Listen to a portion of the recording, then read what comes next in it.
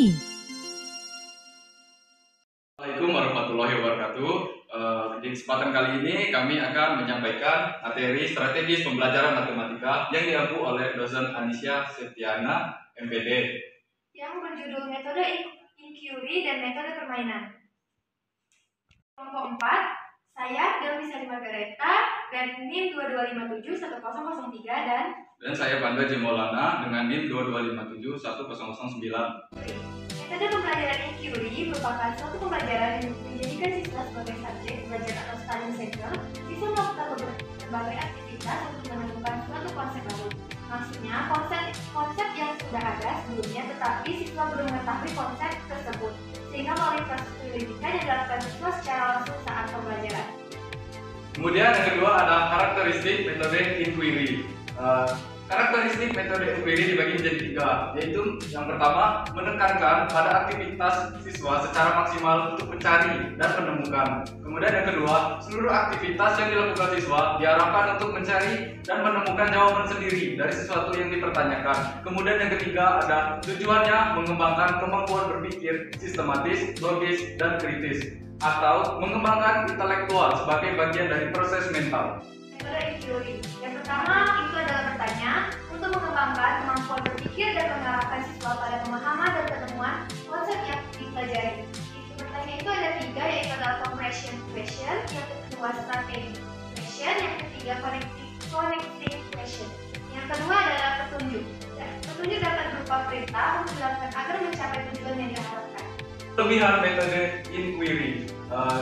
Kelebihan metode inquiry dibagi menjadi 4, yaitu siswa berpartisipasi aktif dalam kegiatan pembelajaran, kemudian menumbuhkan dan sekaligus menanamkan sikap menemukan, lalu mendukung kemampuan problem solving siswa, dan yang terakhir memberikan wahana interaksi pembelajaran untuk mencapai tingkat kemampuan siswa yang tinggi.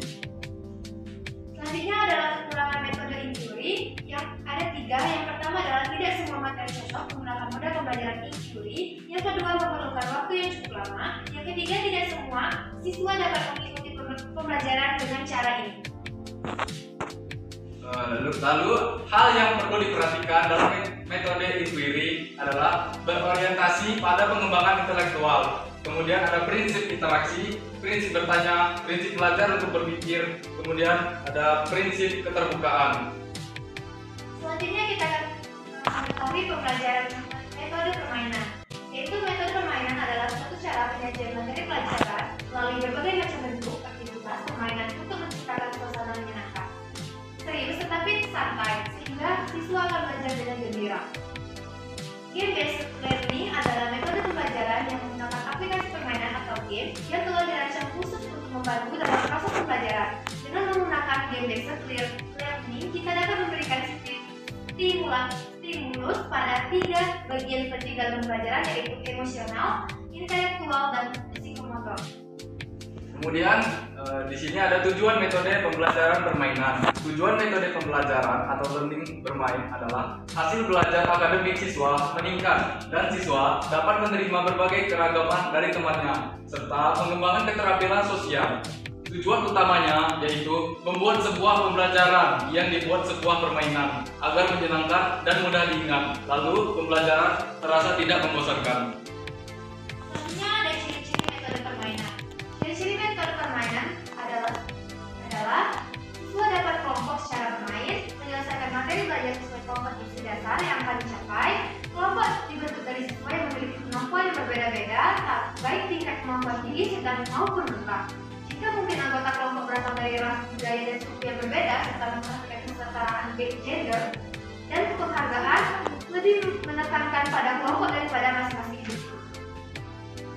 Kemudian langkah-langkah metode permainan ini menjadi 8, yaitu menyampaikan tujuan dan motivasi siswa. Kemudian guru menyampaikan tujuan pembelajaran dan mengkomunikasikan kompetensi dasar yang akan dicapai serta memotivasi siswa. Kemudian menyajikan informasi, lalu mengorganisasikan siswa ke dalam kelompok-kelompok belajar. Kemudian yang kelima, membimbing kelompok belajar.